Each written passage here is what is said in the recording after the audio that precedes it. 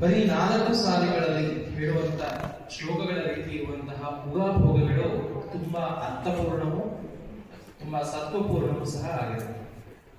ಅವರು ಹೇಳಿರುವ ಹಾಗೆ ಕಲಿಕಾಲಕ್ಕೆ ಸಮಯುಗವಿಲ್ಲವಯ್ಯ, ಕಲುಷ ಹರಿಸಿ ಕೈವಲ್ಯವಿರುವುದಯ್ಯ,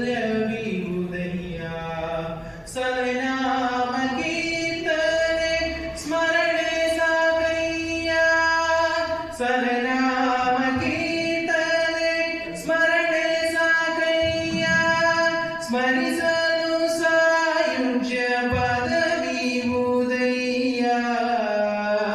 ಸ್ಮರಿಸಲು ಸಾಯುಜ್ಯ ಪದವಿಯುವುದಯ್ಯ,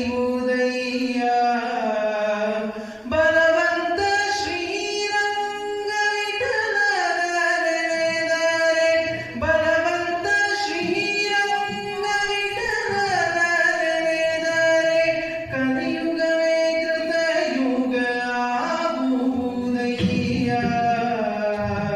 ಕಲಿಯುಗವೇ ಕೃತಯುಗ ಆಗುವುದಯ್ಯ. ಏನಂತ ಹೇಳಿದ್ರು?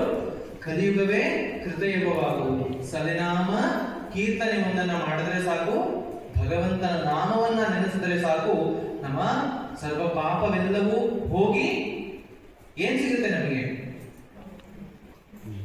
ಸ್ಮರಿಸಲು ಸಾಯುಜ್ಯ ಪದವಿಯುವುದಯ್ಯ ಅಂತಂದ್ರೆ, ಪದ ಅಂತ ಹೇಳಿದ್ರೆ ವೈಕುಂಠ ಧಾಮ ಪ್ರಾಪ್ತಿಯಾಗುತ್ತೆ. ಏನ್ರಿಂದ? ಹರಿನಾಮ ಸಂಕೀರ್ತನೆ ಅಂತರಿಂದ ಮಾತ್ರ. ಬೇರೆ ಯಾವುದೂ ಸಹ ನಮ್ಮನ್ನ ವೈಕುಂಠಕ್ಕೆ ಕರ್ಕೊಂಡು ಹೋಗೋದು. ಬರೀ ಹರಿನಾಮ ಸಂಕೀರ್ತನೆ ಒಂದು ಮಾತ್ರನೇ, ಹರಿನಾಮ ಸ್ಮರಣೆ ಒಂದು ಮಾತ್ರನೇ ನಮ್ಮನ್ನ ಎಲ್ಲಿ ಕರ್ಕೊಂಡು ಹೋಗುತ್ತೆ? ಭಗವಂತನ ಪಾದಕ್ಕೆ ಕರ್ಕೊಂಡು ಹೋಗುತ್ತೆ. ನಾವೆಲ್ಲರೂ ಸಹ ಯಾರು ವಸುಪ್ರಿಯ